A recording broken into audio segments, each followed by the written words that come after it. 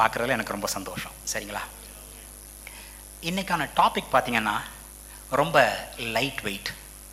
யாராவது ஒருத்தர் என்ன பிரதர் 2 வருஷமாக பார்த்துட்ருக்கேன், எல்லா டாப்பிக்குமே லைட் வெயிட் பிரதர்னு சொன்னீங்கன்னா you are my brother in Christ. சரிங்களா?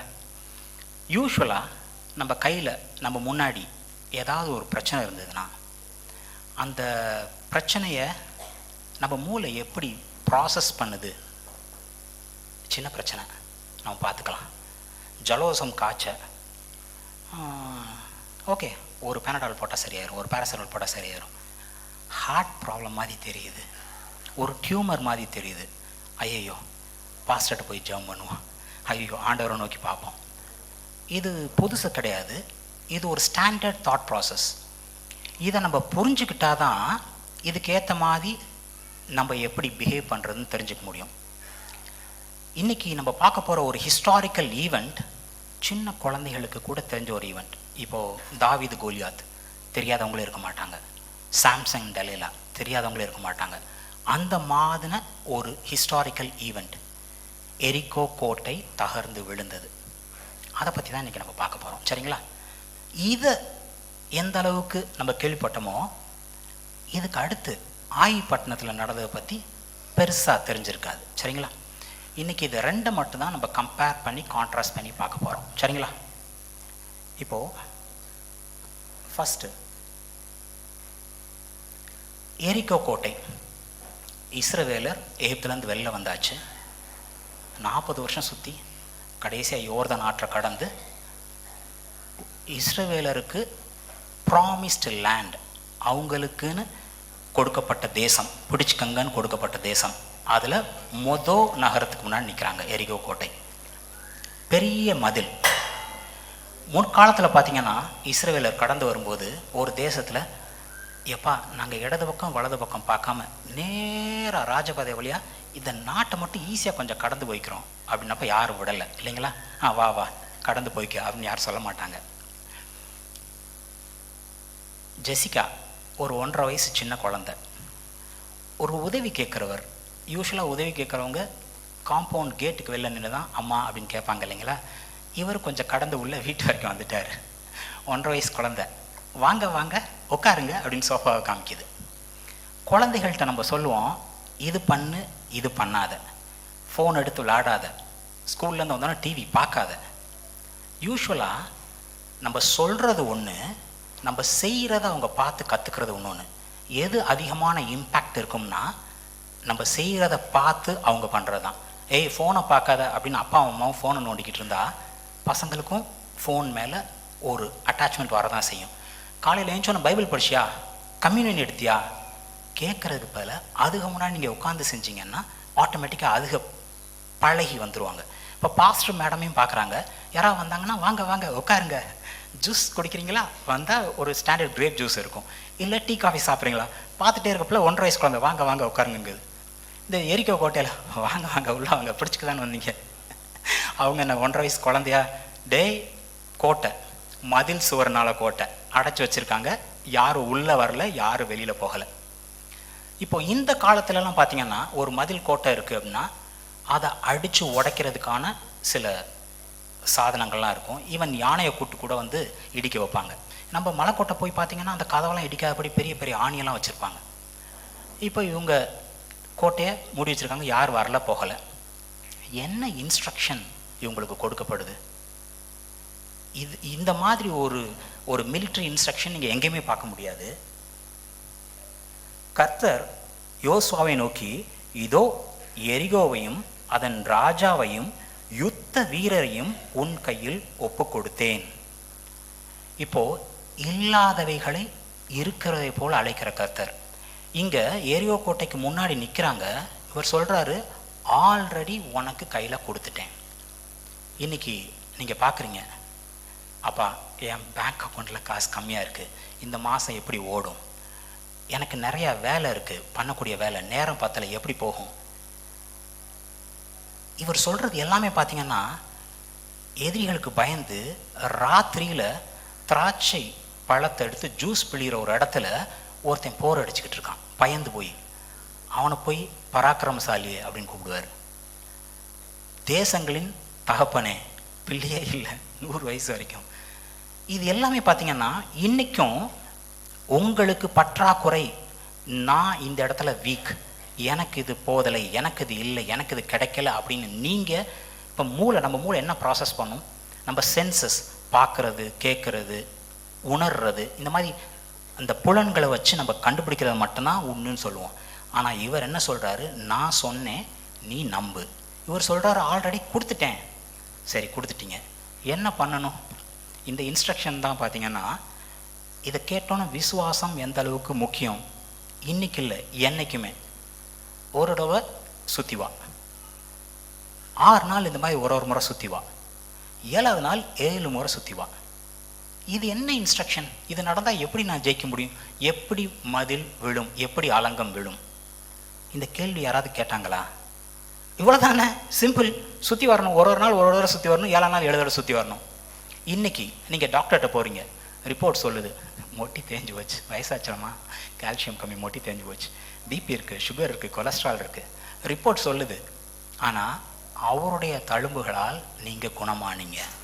இந்த இன்ஸ்ட்ரக்ஷன் பார்த்தீங்கன்னா ரொம்ப அன்யூஷுவல். இங்கே மட்டுமா? ஒருத்தன் இஸ்ரேலுக்கு வர்றான், எனக்கு தொழுநோய், இங்கே தேவ மனுஷன் இருக்கான்னு கேள்விப்பட்டேன், என்னை குணப்படுத்தணும், இது என்னடா வம்பா போச்சு அப்படின்னா, தேவ மனுஷன் அவனை பார்க்கக்கூட இல்லை, அவனுக்கு இருக்க வேலையாள்கிட்ட சொல்லி போய் அங்கே ஒரு 7 தடவை முங்கி எந்திரிக்க சொல்லி சரியாயிரும். 2-3 தடவை முங்கி பார்க்கலாம், ஒன்றுமே நடக்கலை. டேய், இவங்க ஃப்ராடு பசங்க, இதோட நல்ல நதி நம்ம ஊர்லலாம் இல்லையாடா, இவன் சொல்கிறத போய் கேட்டுக்கின்னு கோவப்படுறான். அப்போ கூட இருக்க வேலையாள் சொல்கிறான், ஐயா என்ன பெருசாக கேட்டார், இன்னும் 2 தடவை முங்கி தான் ஏந்திரிங்களேன், அவர் சொன்ன மாதிரி செஞ்சு தான் பாருங்களேன். யூஸ்வலாக யாராவது ஒரு இன்ஸ்ட்ரக்ஷன் கொடுத்தா, நான் அவனோட படித்தவன், நான் அவனோட பாஸ், நான் அவனோட பெரியாள், அவன் என்ன சொல்கிறது, நான் என்ன கேட்குறது, இப்படி ஒரு தாட் ப்ராசஸ் வரும்ல. இந்த இன்ஸ்ட்ரக்ஷனும் சரியில்லை, நம்மளுக்கு அட்வைஸ் பண்ணுற ஆளும், ஏய் என் வேலைக்காரன், டேய் நான் சொன்னால் தூக்கிட்டு வரணும், என் கூட வானா வரணும். சரி, கரெக்டு தானே, யார் சொல்கிறாங்கிறது முக்கியம் இல்லை, அதோட கருத்து கரெக்டாக இருந்தால் நம்ம எடுத்துக்க முடியும். சரிங்களா? சில சமயம் ஈகோ அதை நம்ம தடுக்கும். இந்த மாதிரி நடக்கிற அக்கரன்ஸ் எல்லாம் பார்த்தீங்கன்னா இன்ஸ்ட்ரக்ஷன் கொஞ்சம் ஆடாக தான் இருக்கும். உடம்பு சரியில்லை, டாக்டர்கிட்ட போய் இன்றைக்கி எனக்கு உடம்பு சரியான மாதிரி தெரியுது, நம்ம போகலாம் அப்படின்னு நீங்கள் நர்ஸை சொன்னீங்கன்னா நர்ஸ் சொல்லுவாங்க, டாக்டர் வந்து உங்களை செக் பண்ணி க்ளீன் சீட் தந்தால் மட்டும்தான் நீங்கள் போக முடியும். இங்கே இயேசு கிறிஸ்து வராரு, உன் படுக்கை எடுத்துகிட்டு நடப்பா, நான் குணமாகலையே, அவன் கேட்கல, படுக்கை எடுத்துகிட்டு நடக்கணும். தொழுநோயாளிகள் வர்றாங்க, நீ போய் ஆசிரியன்ட்டு காமி, நான் இன்னும் குணமாகவே இல்லையே, நான் போனால் கல்லெறிஞ்சு கொண்டுருவாங்க. இந்த எல்லா இன்ஸ்ட்ரக்ஷனும் பார்த்தீங்கன்னா இம்பாசிபிள். இந்த மூளையினால், உணர்வுகள்னால நீங்கள் உணர்ந்து பார்த்தீங்கன்னா இப்படி ஒன்று நடக்கவே முடியாது. இன்றைக்கும் என்றைக்கும் நம்மளுக்கு கொடுக்குற ஒரே பிரின்சிபிள் விசுவாசம். ஆண்டவர் சொல்கிறாரு, அது நடக்கும், நடந்துருச்சு, அப்படியே கண்ணை மூடிட்டு விசுவாசிக்கணும். சரிங்களா? இங்கே எல்லாம் கொடுத்துட்டேன், கொடுத்தோன்னே இவங்க அதே மாதிரி போகிறாங்க, அலங்கம் இடிந்து விழுது, பிடிச்சிக்கிறாங்க. சரிங்களா? இது நம்ம எல்லா பேருக்கும் தெரிஞ்ச விஷயம். இதுக்கு அடுத்தது பாருங்க, ஆயி பட்டணம். இந்த ஆயி பட்டணத்தை போய் பிடிக்கிறதுக்கு வேவுக்காரரை அனுப்புகிறாரு. வேவுக்காரர் போயிட்டு வந்து என்னங்க சொல்கிறாங்க, அது ஒரு சின்ன பட்டணம், இங்கே இருக்க எல்லாத்தையும் அங்கே கூட்டு போய் கஷ்டப்படுத்த வேணாம், சும்மா ஒரு 2000-3000 பேர் போனால் அப்படி பிடிச்சிட்டு வந்துக்கலாம். நான் சொன்னேன் இல்லையா, இந்த பிரச்சனை சின்ன பிரச்சனை, நானாக தட்டி தூக்கிடுவேன், இந்த பிரச்சனை கொஞ்சம் பெரிய பிரச்சனை, கொஞ்சம் பெரிய போதகரை பார்த்து தான் ஜெபம் பண்ணணும். இப்படி நம்ம மூளை ப்ராசஸ் பண்ணதில்லை. இதைத்தான் நான் தப்புன்னு சொல்கிறேன். சின்ன பிரச்சனையோ பெரிய பிரச்சனையோ டீல் பண்ண வேண்டியது ஒரே ஒரு வழி தான், அவர்கிட்ட போய் என்னப்பா பண்ணுறதுன்னு கேட்குறது மட்டும்தான். இவங்க சொன்னோன்னே நேராக போகிறாங்க. என்ன ஆச்சு? இந்த எரிகோவை பிடிச்ச அதே யுத்த வீரர்கள்னால இந்த சின்ன ஆயி பட்டணத்தை பிடிக்க முடியல. அவங்க இவங்களை விரட்டுறாங்க, விரட்டி 36 பேரையும் வெட்டி கொண்டு போடுறாங்க. சரிங்களா? இப்போது இதை மேலோட்டமாக நம்ம பார்த்தா நம்மளுக்கு என்ன தோணும்? இந்த எரிகோவில் நடந்த நிகழ்வையும் இங்கே ஆயி பட்டணத்தில் நடந்த நிகழ்வையும் நம்ம மேலோட்டமாக கம்பேர் பண்ணி பார்த்தோம்னா, இங்கே ஒரு இமேஜ் கொடுத்துருப்பேன். அதை நீங்கள் பார்த்தீங்கன்னா, இந்த அகழ்வாராய்ச்சி பண்ணுவாங்கல்ல, அதில் இந்த எரிகோ கோட்டையை பல முறை ஆராய்ச்சி பண்ணதில் அவங்க சொன்னது என்னென்னா, கீழே ஒரு அந்த மதில் சுவர், கீழே வந்து களினாலான மதில் சுவர், அதுக்கு மேலே செங்கல் மாதிரி சுட்ட மண் சுவர். இவங்க சுற்றி நடக்கும்போது அது விழுந்தது இல்லையா, இப்போ யாராவது அடித்து உடைச்சிருந்தா அது கோட்டைக்கு விழுந்திருக்கும். அது தானாக விழுந்தது கோட்டைக்கு வெளியில் விழுந்திருக்கு. கோட்டைக்குள்ளேருந்து யாரும் இடித்து வெளில தள்ள முடியாது இல்லைங்களா, வெளில விழுந்திருக்கு. அது வெளியில் விழுந்தது எப்படி ஆயிருக்குன்னா ஒரு ஸ்லோப் மாதிரி ஃபார்ம் பண்ணியிருக்கான். இந்த எல்லா பேரும் அந்த கல் சுவர் அந்த வழியாக ஏறி இப்படி போகிற மாதிரி ஒரு ஸ்லோப் மாதிரி ஃபார்ம் ஆயிருந்தது தான். இதை இப்போது கண்டுபிடிச்சி இது 1900 இந்த ரிசர்ச் நடந்திருக்கு. 2-3 தடவை ரிசர்ச் பண்ணி இப்படி தான் நடந்திருக்க முடியும். ஆனால் என்ன தெரியுமா சொல்கிறாங்க, அந்த நேரத்தில் ஒரு சின்ன நிலநடுக்கம் வந்தது. நிலநடுக்கம் வரதான் செய்யும், சூரியன் நில்லுன்னா நிற்க தான் செய்யும். இந்த ஸ்டாண்டர்ட்ஸ் எல்லாம் இருக்குல்ல, இந்த உலகத்தனமானவங்களுக்கு இந்த வேர்ல்ட்லி ஸ்டாண்டர்ட்ஸ் அப்ளை. ஆனால் கர்த்தரை தேவனாக கொண்ட உங்களுக்கும் எனக்கும் அவர் சொன்னால் இட் இஸ் ஸ்டாண்டர்ட், இதுதான் நடக்கும்னு இல்லை. Super natural effect can take place. சரிங்களா? இப்போது நம்ம இந்த எரிகோவையும் ஆய் பட்டணத்தையும் நீங்கள் கம்பேர் பண்ணி பாருங்கள். முதல் பட்டணம் எரிகோ. ஃபஸ்ட்டு அவங்க பிடிக்க போகிறது என்ன பண்ணணும் ஏது பண்ணணும் அவங்களுக்கு ஸ்ட்ராட்டஜி தெரியாது. நம்மளால் ஜெயிக்க முடியுமா, 40 வருஷம் சுற்றி வந்திருக்கோம், எப்படி அட்டாக் பண்ணுறது பிடிக்க முடியும் எதுவுமே தெரியாது. முதல் அட்டம்ப்ட் நல்ல ஒரு ஃபோர்ட்டிஃபைடு சிட்டி, சுற்றி மதில் சுவரால் கட்டப்பட்ட ஒரு கோட்டை சுவருள்ள ஒரு சிட்டி. ஜோஷ்வா கர்த்தர்கிட்ட போய் கேட்குறாரு. கர்த்தர்கிட்ட வந்து கிளியர் கட் இன்ஸ்ட்ரக்ஷன்ஸ் கிடைக்கிது, என்ன பண்ணுன்னு கிடைக்கிது. ரிசல்ட் என்ன? ஒரு நார்மலாக உலகத்தரமான வெற்றி கிடையாது, ஒரு சூப்பர் நேச்சுரல் எஃபெக்ட். நான் சொன்னேன்ல, அந்த இது அப்படியே உட்காருது, ஒரு சின்ன நிலநடுக்கம் மாதிரி அது உட்காருது, நம்ம ஆளுக்கு போய் பிடிச்சிக்கிறாங்க. இதே இது ஆய் பட்டணத்தை பாருங்கள், எரிக்கோவோட கம்பேர் பண்ணும்போது ரொம்ப சின்ன பட்டணம். ஆனால் இங்கே என்ன பிரச்சனைனா, இப்போ தான் 6 அடித்து ஒரு மேட்ச்சை ஜெயிச்சிருக்கேன், இது என்ன அடுத்த மேட்ச் சும்மா சிம்பிள் மேட்ச், சும்மா ஜுஜுபி டீம்ங்கிற மாதிரி ஒரு தாட் ப்ராசஸ். இப்போ தான் எரிக்கோவை அடித்து போட்டு வந்திருக்கேன். இந்த ஆய் பட்டணத்துக்கு எம்மாத்திரம் கொஞ்சம் திமிரு கெத்தெல்லாம் இருக்கும், இது ஒன்றும் இல்லை, நம்மளால் முடியும் அப்படின்னு சொல்லிட்டு. யோசுவா கர்த்தர்ட்ட எதுவும் கேட்கல, கர்த்தர்ட்ட வந்து ஒரு இன்ஸ்ட்ரக்ஷன் வரலை. இவங்களா போகிறாங்க, இவங்களோட சுய சிந்தையை வச்சு அனலைஸ் பண்ணி பார்க்குறாங்க. சும்மா 2000 பேர் 3000 பேர் கூட பிடிச்சிக்கலாம், எல்லாவரெல்லாம் போய் கஷ்டப்படுத்த வேணான்னு. என்ன ஆச்சு? படு பயங்கரமான தோல்வி, 36 பேர் செத்து போயிட்டாங்க. இதுதான் மேலோட்டமாக பார்த்தா தெரியும், இந்த 2 இன்சிடென்ட் கம்பேர் பண்ணால் இல்லைங்களா. இன்னும் கொஞ்சம் டீப் டைவ் பண்ணி எரிகோ போருக்கு முன்னாடி என்ன நடந்தது, ஆய் பட்டணத்தின் போருக்கு முன்னாடி என்ன நடந்ததுன்னு பார்த்தீங்கன்னா, இன்றைக்கும் நம்ம ஏதாவது ஒரு பிரச்சனையை ஃபேஸ் பண்ணுறோம்னா அதை எப்படி மேற்கொள்ள முடியும் அப்படிங்கிறதுக்கு ஒரு விளக்கம் நம்மளுக்கு கிடைக்கும். சரிங்களா? இந்த யோசுவா 6ஆம் அதிகாரத்தில் தான் நம்ம எரிகோ பட்டணத்தை பிடிச்சது. இந்த யோசுவா 5 பாருங்களேன், 5ஆம் அதிகாரம் 3 5வது வசனம் பார்த்தீங்கன்னா, உடன்படிக்கை. யோசுவா கருக்கான கத்திகளை உண்டாக்கி இஸ்ரவேல் புத்திரரை ஆர்லோத் மேட்டிலே விருத்த சேதனம் பண்ணினான். ஏன் விருத்த சேதனம் பண்ணினான்? விருத்த சேதனம் பண்ணப்பட்ட எல்லா பேரும் யுத்த வீரர்கள் 40 வருஷம் சுற்றினதில் எல்லாரும் போய் சேர்ந்துட்டாங்க. இப்போ அடுத்த ஜென்ரேஷன் யாருமே விருத்த சேதனம் பண்ணப்படவில்லை. அப்போ ரைட் ராயலாக கர்த்தர் ஆபிரகாமோட பண்ண உடன்படிக்கை, ஆதியாகமம் 17:10-14 பார்த்தீங்கன்னா, எல்லா ஆண் பிள்ளைகளும் விருத்த சேதனம் பண்ணப்பட்டிருக்கணும். வீட்டில் பிறந்த ஆண் பிள்ளை மட்டும் இல்லை, நீங்கள் வாங்கியிருந்தா கூட அந்த பிள்ளை விருத்த சேதனம் பண்ணப்பட்டிருக்கணும். 8ஆம் நாளிலே விருத்த சேதனம் பண்ணப்பட்டிருக்கணும்.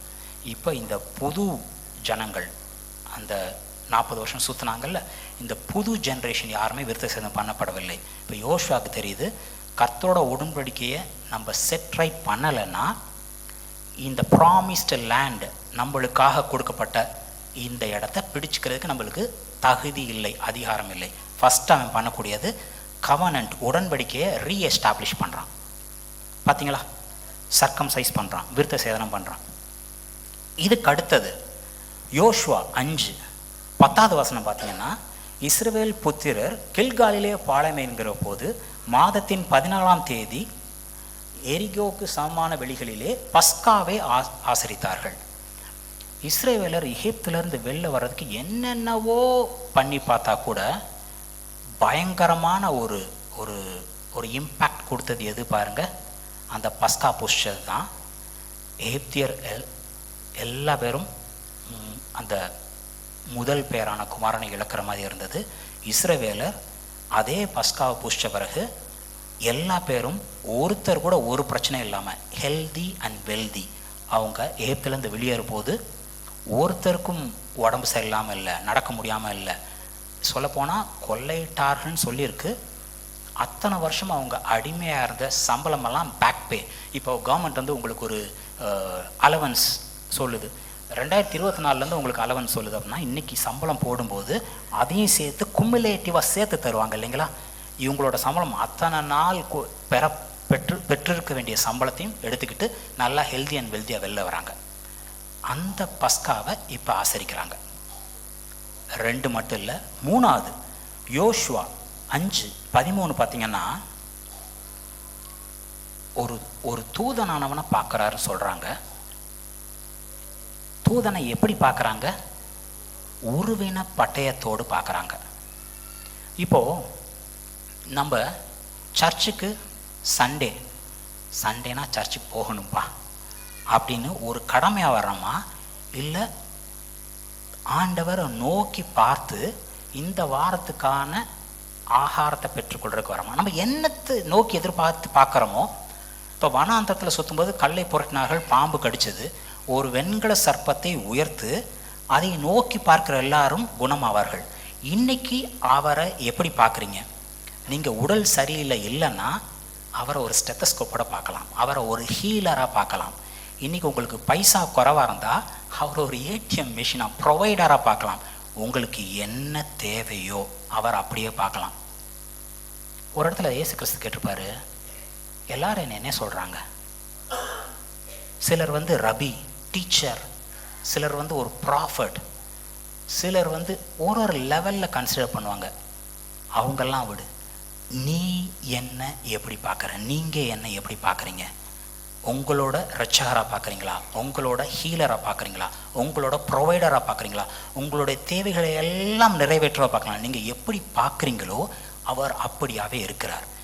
இங்கே அவர் எப்படி பார்க்குறாங்க? உருவின பட்டயத்தோடு இருக்கிறவரை பார்க்குறாங்க. அப்போ போர் யுத்தம் யாரோடது? கர்த்தரோடது, உங்களோடது இல்லை. ஆல்ரெடி உங்களுக்கு விக்ட்ரி கிடைச்ச மாதிரி. இது எரிகோ பட்டணத்தை அவங்க பிடிச்சிக்கிறதுக்கு முன்னாடி நடந்த ஒரு 3 முக்கியமான விஷயத்தை பார்த்தோம். இப்போ ஆயி பட்டணத்தை பிடிக்கிறதுக்கு முன்னாடி நடந்த விஷயம் என்னன்னு பாருங்க. இந்த எரிகோ பட்டணத்தை பிடிக்கும்போது யோசுவாட்ட ஒரு கிளியர் கட் இன்ஸ்ட்ரக்ஷன் இருக்கும். இது முதலாவது யுத்தம். First fruit always belongs to the Lord. இந்த முதலாவது யாருக்கு ஒதுக்கப்பட்டிருக்கும்? யூஸ்வலாக நிறைய பேர் வந்து பாஸ்டர்கிட்ட கொடுத்து நான் பார்த்துருக்கேன், என்னுடைய முதல் கனி அப்படின்னு சொல்லிட்டு. இங்கே இந்த முதலாவது யுத்தம், இங்கே தமிழில் இது சாபத்தீட்டாக இருக்கிறதுன்னு சொல்லப்பட்டிருந்தாலும் இதில் பல இங்கிலீஷ் ரிவிஷன்ஸில் பார்க்கும்போது it is separated for the Lord. கர்த்தருக்காக எதை ஒதுக்கி வைக்கிறோமோ அது புனிதமானது, இது கர்த்தருக்கான பங்கு, இது கர்த்தருக்கான பங்குங்கிற மாதிரி. இந்த முதலாவது போரில் நடக்கக்கூடிய எந்த ஒரு லூட் லாபம் அப்படின்னாலும் அதை உன்னோட லாபம்னு பார்த்துக்காத, இது கர்த்தருடையது. எதையுமே நீ எடுத்துக்காத. எடுத்தினா உனக்கு மட்டும் பிரச்சனை இல்லை, இஸ்ரவேல் மேலேயும் சாபத்தை கொண்டு வரும் யோசுவா கிளியர் கட் இன்ஸ்ட்ரக்ஷன் கொடுத்துருக்காரு. யோசுவா 6:17 இந்த பட்டணமும் இதிலுள்ள யாவும் கர்த்தருக்கு சாபத்தீட்டாக இருக்கும். நான் சொன்னேன் இல்லையா, it is separated and the Lord. இது கர்த்தருக்காக பிரித்து வைக்கப்பட்டது, இது நம்மளுக்கானது கிடையாது. யாரை தவிர? ஒரே ஒருத்தர், ராகாப் வீட்டுக்குள்ளே இருக்கவங்க மட்டும் கர்த்தரை விசுவசித்து நம்மளுக்கு உதவுனனால அவங்கள மட்டும் விட்டு வைக்கலாம். மற்ற யாரையும் விட்டு வைக்கக்கூடாது, எந்த பொருளையும் நீங்கள் எடுக்கக்கூடாது. இது சொல்லப்பட்டது. இதை இஸ்ரவேலர் எல்லாரும் ஃபாலோ பண்ணாங்களான்னா, இந்த பழத்தை பறித்து புசிக்காத, அட இது பார்வைக்கு அழகாக இருக்குது, இது பார்த்தா டேஸ்டியாக இருக்க மாதிரி இருக்கே, பார்க்கும்போது எச்சி ஊறுது, இதை பண்ணாத அப்படின்னு சொன்னால் அந்த இடத்துல தான் அட்ராக்ஷன் கூட இருக்கும். இப்போது ஒரு ஸ்டாண்டர்ட் சொல்லுவாங்க, சின்ன குழந்தைகள்கிட்ட அம்மா பிஸியாக இருக்கேன், நீ கிச்சனில் போகாத, ஃப்ரிட்ஜை ஓப்பன் பண்ணாத, சும்மா இருந்தால் கூட அதுக்கு பண்ணியிருக்காது, இது சொன்ன உடனே துணிகரமாக போய் பண்ணுங்கன்னு சொல்லுவாங்க. இதை பண்ணாத அப்படின்னு சொன்னோன்னே எல்லா பேரும் ஒழுங்காத கூட அதுக்குள்ளே ஒருத்தன் சேட்டை பிடிச்சவன் இருக்கான், துணிகரம் பிடிச்சவன் எடுத்து வச்சுக்கிட்டான். இப்போது இவன் எடுத்து வச்சது தப்பு அவன் மேலே மட்டுமா இருக்கான்னு பார்த்தா, யோசுவா கர்த்தரை நோக்கி பார்க்காம தன்னுடைய வேவுக்காரரை நம்பினான் இல்லைங்களா? எரிகோ பிடிக்கிறதுக்கு முன்னாடி நம்மள்கிட்ட பேசின தேவன் இன்னைக்கு நம்மள்கிட்ட எந்த இன்ஸ்ட்ரக்ஷன் கொடுக்கலையே. தாவீது எல்லா பேரும் இவனை கல்லெறிஞ்சு கொல்லணும் அப்படிங்கிறாங்க. என் பொண்டாட்டி பிள்ளைகள் தான்ப்பா பிடிச்சிட்டு போயிட்டாங்க, இது என்னமோ உங்கள் பிரச்சனைங்கிற மாதிரி எனக்கும் தானே கஷ்டம்னு பார்க்கல. அந்த நேரத்தையும் தன்னை திடப்படுத்தி கொண்டு தாவீது ஆண்டவரை நோக்கி பார்க்கணும், நான் அவங்கள விரட்டி பிடிக்கட்டுமா? ஆண்டவர் சொல்லுவார், விரட்டி போ. அதாவது பொண்டாட்டி பிள்ளையை பிடிச்சிட்டு போயிட்டாங்க, சொத்து பத்து போனது முக்கியம் இல்லை, பொண்டாட்டி பிள்ளையை பிடிச்சிட்டு போயிட்டாங்க, இவங்கெல்லாம் கல்லெறிஞ்சு கொல்ல போகிறேங்கிறாங்க. அட்லீஸ்ட் தன்னை காப்பாற்றிக்கிறதுக்கு அல்ல பொண்டாட்டி பிள்ளை மேலே உள்ள பாசத்தினாலேயாவது விரட்டி போயிருக்கணும் தாவீது இல்லைங்களா? நின்று ஆண்டவர்கிட்ட கேட்குறான், நான் அவங்கள விரட்டி போகட்டுமா? சப்போஸ் ஆண்டவர் போக வேணான்னு சொல்லியிருந்தா என்ன பண்ணியிருப்பான்னு நினைக்கிறீங்க? இந்த கேட்குறவன் அப்படி பண்ணியிருக்க மாட்டான். துணிகரமாக கேட்காம துணிகரமாக பண்ணுறது உண்டு. கேட்டு போகாதன்னு சொன்னால் அவன் போயிருக்க மாட்டான். போ, நீ சகலத்தையும் திருப்பி பெற்றுக்கொள்ளுவேன்னு சொன்ன பிறகு போகிறான். இங்கே நம்மள்ட்ட எரிகோவுக்கு முன்னாடி பேசின தேவன் இன்னைக்கு பேசலை. நம்ம போய் என்னென்ன கேட்போமே அப்படின்னு சொல்லியிருந்தா எரிகோவில் போய் அந்த பட்டணத்தில் போய் அடி வாங்கியிருக்க வேண்டியதில்லை, 36 பேர் இறந்துருக்க வேண்டிய அவசியம் இல்லை. டே தம்பி, இங்கே பெரிய இஷ்யூ இருக்குது, நீங்கள் என் சொல் பேச்சு கேட்கல, நான் அவங்க மேலே கோபமாக இருக்கேன், நீங்கள் போய் ஒன்றும் பண்ண முடியாது அப்படின்னு சொன்னால் தவறை கரெக்ட் பண்ணிவிட்டு மறுபடியும் போயிருக்க முடியும் இல்லைங்களா? ஒன்றுமே பண்ணலை, சொந்த புத்தியில் யோசித்தான். ஆளுகளை போகணுன்னு சொன்னால் போய் அடி வாங்கிட்டு வர்றாங்க. அடி வாங்கிட்டு வந்த பிறகு தான் புத்தி வருது. சட்டையெல்லாம் கிழிச்சு போட்டுட்டு புழுதியில் புரண்டு, அப்பா ஏன்பா இப்படி அப்படின்னா, டே ஏந்துடுறா, நீ தப்பு பண்ணிட்டு என்கிட்ட வந்து இப்படி பேசிகிட்டு இருக்க, தப்பு இருக்குது அப்படின்னா தப்பை அவங்கள்ட்ட விட்டு களையிறாங்க. இப்போ ஒரு தப்பு பண்ணிட்டோம், ஒப்புரவாக முடியுமா? இன்னைக்கு இயேசு கிறிஸ்து நம்மளுக்காக மரித்தார், அடக்கம் பண்ணப்பட்டார், உயிர் தெழுந்தார். இன்னைக்கு இல்லை, அன்னைக்கே வெறும் ஒரு மாதிரி, வெறுமனே ஒரு ஆட்டுக்குட்டி அடிக்கப்பட்டு ஒரு சாயலை ஃபாலோ பண்ணும் பொழுதே ஒப்புரவாகுதல் பாசிபிள்னா பாசிபிள். அவங்க அந்த தப்பை அவங்கள விட்டு களைஞ்சு எடுத்தோன்னே அவர் மறுபடியும் கொடுக்குற இன்ஸ்ட்ரக்ஷனை பாருங்கள். எரிகோவுக்கு கொடுத்த இன்ஸ்ட்ரக்ஷன் மாதிரியாக இருக்கும். பட்டணத்தையும் அதோட ராஜாவையும் அதோட யுத்த வீரரையும் உன் கையில் கொடுத்துட்டேன். மறுபடியும் அடி வாங்கிட்டு இப்போ தான் ஓடி வந்திருக்காங்க, கொடுத்துட்டேன். எரிகோ கோட்டைக்கும் அந்த மக்களுக்கும் என்ன பண்ணியோ அதே மாதிரி இங்கேயும் நீ பண்ணுவ. அது முதலாவதுங்கிறனால எனக்காக ஒதுக்கி வச்ச இந்த இதில் இருக்க லூட்டையும் நீ எடுத்துக்க, ஒன்றும் பிரச்சனை இல்லை, வச்சுக்கோ அப்படின்னு சொல்கிறார். ஒப்புரவாகுதல் முடியும். இன்னைக்கு இதோடையே பேசிட்டு கடந்து போனால் எனக்கு மனசு உறுத்தும். அன்னைக்கு அந்த தவறை களையிறதுன்னு சொன்னாங்கல்ல, அது வாஸ்து பார்த்தீங்கன்னா தெரியும். யார் ஒருத்தன் தப்பு பண்ணானோ அவனும் அவன் வீட்டாரும் சகரும் கல்லெறிஞ்சு கொல்லப்பட்டார்கள் இல்லைங்களா? ஆமாம் தானே? இன்னைக்கு இயேசு கிறிஸ்துக்கு முன்னாடி ஒரு பொண்ணை பிடிச்சி வந்து இழுத்து போடுறாங்க. இவள் தப்பு பண்ணும்போது கையுமையுமே பிடிக்கப்பட்டாள். என்ன சொல்கிறீங்க? கல்லெறிஞ்சு கொள்ளலாமா வேணாமா? கல்லெறிஞ்சு கொல்லுங்கன்னு சொன்னாரா? கல்லெறிஞ்சு கொல்ல வேணான்னு சொன்னாரா? அதாவது அவர் கல்லெறிஞ்சு கொல்லுங்கன்னு சொன்னார்னா இவ்வளோ கிருபை, இவ்வளோ நல்ல தேவன் சொல்லிட்டு கல்லெறிஞ்சு கொள்ளுங்கிறாரு. இவர் சும்மா போங்குப்பா அப்படின்னு சொல்லிடுவாங்க. கல்லெறியாத அப்படின்னு சொன்னால், ஏய் இவர் அந்த நம்ம மதத்துக்காரரே கிடையாது, ஒரு கலகக்காரர், மோசை கொடுத்த சட்டத்தை மீறுறாரு அப்படின்னு சொல்லியிருப்பாங்க. கல் எறிகிறது தான் நியாயம்ப்பா, ஆனால் உங்கள்கிட்ட யார் தப்பு இல்லையா அவங்க கல் எறிங்க. தப்பு இல்லாத யாருமே இல்லையா? அங்கே ஒருத்தர் இருந்தார். அப்போது மோசேயோட சட்டத்தை நிறைவேற்றணும்னா இயேசு அந்த பெண் மேலே கல் எறிஞ்சிருக்க முடியும் இல்லைங்களா? அவர் சொல்கிறாரு, போமா இனிமேல் தப்பு பண்ணாத. எப்படி அதை பண்ண முடியும்னு யோசிச்சா இவர் அப்பாட்ட சொல்லியிருப்பார், அப்பா இந்த அக்கௌண்ட்டையும் என் மேலே எழுதிக்கங்க. அவர் சிலுவையில் இருக்கும்போது அடிக்கப்பட்டார், சிலுவையில் ஏறுறதுக்கு முன்னாடிலேருந்து அடிக்கப்பட்டார், அவர் மேலே சகலமும் சுமத்தப்பட்டதில்லை, இந்த அக்கௌண்ட்டையும் என் மேலே எடுத்துக்கங்க அப்படின்னு சொல்லிட்டு கிருபையாக அந்த அம்மா போன்னு சொல்கிறாரு. அன்னைக்கே ஒப்புரவாக முடியும் அப்படின்னா இன்னைக்கு இயேசு கிறிஸ்துவின் ரத்தம் சிந்துதலுக்கு அப்புறம் ஒப்புரவாகுதல் very easy, very much possible. சரிங்களா? சரி பிரதர், இந்த கதையெல்லாம் எங்களுக்கு தெரியும், இன்றைக்கி கொஞ்சம் இன்னும் கூட கொஞ்சம் விளங்கியிருக்கணும். இதுலேருந்து நான் என்ன தான் படிச்சுக்க முடியும்? இந்த எரிகோக்கு முன்னாடி நான் ஒரு 3 விஷயம் சொன்னேன். நீங்கள் பார்த்தீங்கன்னா கவர்னன்ட் விருத்த சேதனம், பாஸ் ஓவர் லேம் பஸ்கா ஆட்டுக்குட்டி, கர்த்தரோட பிரசன்ஸ் அவரை நம்ம நோக்கி பார்க்கறது. இது 3 நம்ம சொன்னோம் இல்லையா? இதை இன்னைக்கு எப்படி பார்க்கறது அப்படின்னு பார்த்து இன்னைக்கான செஷனை நம்ம வைண்ட் பண்ணுவோம். இந்த விருத்த சேதனம் அப்படின்னு சொல்கிறோம்ல, கவர்னன்ட் ஃபர்ஸ்ட். விருத்த சேதனம் கவர்னன்ட் போயிடுறேன். அப்போஸ்தலர் 16:31 நீங்கள் பார்த்தீங்கன்னா, கர்த்தராகிய இயேசு கிறிஸ்துவை விசுவாசி, அப்பொழுது நீயும் உன் வீட்டாரும் ரட்சிக்கப்படுவீர்கள். இப்போ நம்ம பண்ண வேண்டிய காரியம் என்ன? கர்த்தராகிய இயேசு கிறிஸ்துவை விசுவாசிக்கணும். சரி, கர்த்தராகிய இயேசு கிறிஸ்துவை விசுவாசிக்கணும். என்னன்னு விசுவாசிக்கணும்? என்னன்னு விசுவாசிக்கணும்? யோவான் 1:29 பார்த்தீங்கன்னா, யோவான் இயேசு தன்னிடத்தில் வருகிறதை கண்டு என்ன சொன்னாராம்? இதோ உலகத்தின் பாவத்தை சுமந்து தீர்க்கிற தேவ ஆட்டுக்குட்டி. இன்னைக்கு நீங்களும் நானும் இயேசுவை என்னன்னு விசுவாசிக்கணும்? என்னுடைய பாவத்தை சுமந்து தீர்க்க வந்த தேவ ஆட்டுக்குட்டி. இந்த விசுவாசம் போதும். இதுதான் இன்னைக்கான புதிய உடன்படிக்கை. கிறிஸ்தவரா பைபிள் படிக்காமல் பிறந்தவங்களுக்கு கூட தெரியும் நம்ம விருத்த சேதனம் பண்ண மாட்டோம், அது நம்ம பண்ணுற காரியம் இல்லைன்னு சொல்லிட்டு.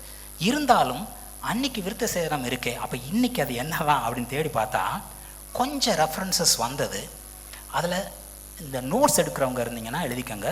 கொலோசையர் 2:11 மட்டும் இல்லை, கலாத்தியர் 5:6, ரோமர் 2:28-29.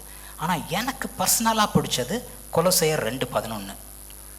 ஏன்னு பார்த்தீங்கன்னா, இது நான் தமிழ் இங்கிலீஷ் ரெண்டுலேயுமே போட்டிருப்பேன். ஏன்னா சில சமயம் நான் சொல்லுவேன் தமிழில் வாசிக்கும்போது எனக்கு அவ்வளோ கேட்சியாக இல்லை, அதனால் இங்கிலீஷ்லேயும் நான் போட்டிருப்பேன்னு சொல்லிட்டு. நீங்கள் கிறிஸ்துவை பற்றும் விருத்த சேதனத்தினாலே மாம்சத்துக்குரிய பாவ சரீரத்தை களைந்து விட்டதினால் கையால் செய்யப்படாத விருத்த சேதனத்தை அவருக்குள் பெற்றீர்கள். ஒரு லாங் சென்டென்ஸ். என்னப்பா சொல்ல வராங்க அப்படின்னு பார்த்தா, when you come to Christ, கிறிஸ்துட்ட கிட்டி சேரும் பொழுது, you were circumcised, நீங்கள் விருத்த சேதனம் பண்ணப்பட்டீர்கள். எப்போ? கிறிஸ்துவிட்ட கிட்டி சேரும் பொழுதே நீங்கள் விருத்த சேதனம் பண்ணப்பட்டீர்கள். இந்த நுனித்தோலை நீக்கிற மாம்ச பிரகாரமாய் அல்ல. வேற எப்படி விருத்த சேதனம் பண்ணப்பட்டோம்? ஸ்பிரிச்சுவல் சர்க்கம்சிஷன், ஆவிக்குரிய ரீதியில் விருத்த சேதனம் பண்ணப்பட்டீர்கள். இந்த ஆவிக்குரிய ரீதியில் விருத்த சேதனம் பண்ணப்படுறது என்ன பண்ணுது தெரியுமா? Cutting away your sinful nature. நம்ம பாவ சுவாபம் இந்த சரீரத்துக்குள்ள நல்லது கெட்டதுன்னா என்னைக்கு ஆதாம் பாவம் பண்ணி வீழ்ந்தானோ அன்னையிலேருந்தே பாவத்து சைடு நம்ம ஸ்லைட் ஆகிற மாதிரி ஒரு பாவ சுவாபம் நம்மளுக்குள்ள இருக்குது. என்னைக்கு கிறிஸ்துட்ட கிட்டி சேர்றமோ அன்னைக்கு இந்த பாவ சுவாபம் உன்னிட்டிருந்து களைந்தெடுக்கப்படுகிறது. அதுதான் உனக்கு கர்த்தர் கொடுத்த இந்த விருத்த சேதனம். இது மாம்ச பிரகாரமாய் நுனித்தோலை நீக்கிறது இல்லை, உன் பாவ சுவாபத்தை உன்னை விட்டு நீக்கி போடுது. இன்னைக்கு கர்த்தர் சொல்றாரு, நீ பலவான். இல்லை ஆண்டவரே, நான் கொஞ்சம் வீக்காக தான் தெரிகிறேன். இன்னைக்கு கர்த்தர் சொல்ற, உன் பாவ சுவாபத்தை உன்ட்ட விட்டு நீக்கி போயிட்டேன். இல்லை ஆண்டவரே, இன்னும் அந்த பாவம் அந்த சின்ன விஷயம் மட்டும் என்னை இழுத்து பிடிக்கிற மாதிரி இருக்குன்னு நீங்கள் சொன்னீங்கன்னா, நீங்கள் யார் சைடு சப்போர்ட் பண்ணுறீங்க? இன்னைக்கு சின்ன பிள்ளையில தான் நான் கேட்குற ஒரு standard, but it is very much applicable. ஆட்டுக்குட்டி தெரியாமல் சகதியில் விழுந்துச்சுன்னா டபக்குன்னு துள்ளி ஏஞ்சி வெளில வந்துடும். பன்னிக்குட்டி சகதிக்குள்ள இருந்துச்சா நோய் நோய் நோயின்னு சந்தோஷமாக மூடிக்கிட்டு இருக்கும். நம்மள்ட்ட அந்த பாவ சுவாபம் இருக்காது. we will not enjoy doing sin. நம்ம பாவம் பண்ணுறது சந்தோஷமாக பண்ண மாட்டோம். தெரியாமல் தவறி விழுந்தா கூட அப்பான்ட்டு வந்து மன்னிப்பு கேட்டு ஒப்புரவாயிப்போம். ஏன்னா யக்ஸ் பாவத்தை பார்த்தா சி அப்படிங்கிற மாதிரி உங்களுக்கு தோணும். ஏன்னா பாவ சுவாபம் உங்கள்கிட்ட இருந்து களைந்தெடுக்கப்பட்டது எப்போ? ஏசு கிறிஸ்துட்ட கிட்டி சேரும் பொழுது. இதனால தான் எனக்கு இந்த பர்டிகுலர் வசனம் எனக்கு ரொம்ப பிடிச்சிருந்தது. அப்போ இன்னைக்கு மாம்சப்பிரகமாக விருத்த சேதனம் அவசியம் இல்லை. நம்மளுடைய புதிய உடன்படிக்கை இயேசு கிறிஸ்து என்னுடைய பாவத்துக்காக மரிக்க வந்த தேவ ஆட்டுவிட்டின்னு விசுவசிக்கிறது. அடுத்து இன்னும் 2 பார்த்தோமே, பாஸ் ஓவர், கர்த்தரை பார்க்கறது, கர்த்தரோட ப்ரெசன்ஸ். இந்த தேவ ஆட்டுக்குட்டி அப்படின்னு சொல்லும் போதே இந்த பாஸ் ஓவர் இந்த இதுவும் உங்களுக்கு ஒரு டச் வந்துடுது. இருந்தாலும் 1 கொரிந்தியர் 11:23-26, லூக்கா 22:15-20 இது 2 இடத்த பார்த்தீங்கன்னாலுமே, நீங்கள் இந்த அப்பத்தை புசித்து இந்த பாத்திரத்தில் பானம் பண்ணும் பொழுதெல்லாம் கர்த்தர் வருமளவும் அவருடைய மரணத்தை அறிவிக்கிறீர்கள். இவர் தான் நம்மளுடைய பஸ்கா ஆடு, இவர் தான் நம்மளுக்கான கிருபாதார பலி, இவர் தான் நம்முடைய பாவத்துக்காக ரத்தம் சிந்தினவர். அப்போது அங்கே எரிகோவுக்கு முன்னாடி நம்ம பார்த்த உடன்படிக்கை விருத்த சேதனமும் பார்த்தாச்சு, இந்த பாஸ் ஓவர் இதையும் பார்த்தாச்சு. கர்த்தருடைய ப்ரெசன்ஸ் அங்கே உருவின பட்டயம் உள்ளவரா தேவதூதன் இருந்தான்னு பார்க்குறோம். இன்னைக்கு இவரெல்லாம் பெரிய பாஸ்டர், ஆண்டவர் இவர் காதில் குசு குசுன்னு சொல்லுவார் போல இருக்கு, நம்ம போய் அவர்கிட்ட கேட்டுக்கலாம். அப்படியா அப்படின்னு பார்த்தீங்கன்னா, யோவான் 14:16-17, நான் பிதாவை வேண்டிக் கொள்வேன். இயேசு கிறிஸ்து சொல்றார், என்ன வேண்டிக் கொள்வாராம்? அவர் உங்களுக்கு ஒரு தேற்றரவாளனை தருவார். அந்த தேற்றரவாளன் எப்படி இருப்பாராம்? என்றைக்கும் உங்களோட கூட இருக்கிற தேற்றரவாளனை தருவார். அவர் புறாவை போல ஏதாவது தப்பு பண்ணிட்டா நம்மளை விட்டு விலகி போயிடுவார். அவர் என்றைக்கும் உங்களோட இருப்பார். இன்னைக்கு ஆவியானவர் இயேசு கிறிஸ்து ஆண்டவன் பிரச்சனை ஏற்றுக்கொண்ட எல்லாருக்குள்ளேயும் யார் இருக்கா? ஆவியானவர் இருக்கார். உலகத்தரமானவங்களுக்கு இந்த ஆவியானவர் இருக்க மாட்டார், உணர மாட்டாங்க. ஆனால் உங்களுக்கும் எனக்கும் ஆவியானவர் இருப்பார். அவர் உங்களுக்குள்ளேருந்து வழி நடத்துவார்.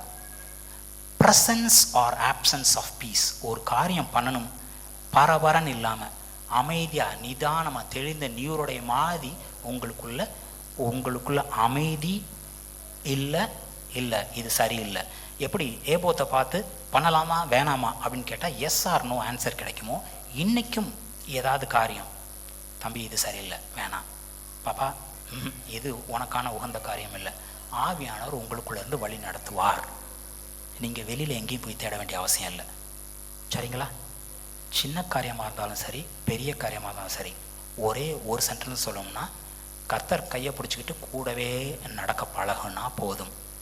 பிரச்சனைன்னா கொம்பைங்கெல்லாம் சொல்லுவாங்களாம், பார்த்துக்கலாம் அப்படின்னு சொல்லிட்டு. நம்மளாம் என்ன சொல்லணும்? பிரச்சனை தான் வந்தா அவர் பார்த்துப்பார், நான் பண்ணுறதுக்கு ஒன்றும் இல்லை, அவர் பார்த்துப்பார் அப்படின்னு சொன்னால் போதும். எந்த பிரச்சனைனாலும் ஃபேஸ் பண்ணலாம். இன்னையிலேருந்து உங்கள் மூளை இது சின்ன பிரச்சனையா நான் ஹேண்டில் பண்ணிடுவேனா, அவர்கிட்ட போகணுமா அப்படின்னு இல்லாமல், size of the problem doesn't matter, with whom you are or by whose side you are is what matters. சரிங்களா? Be blessed.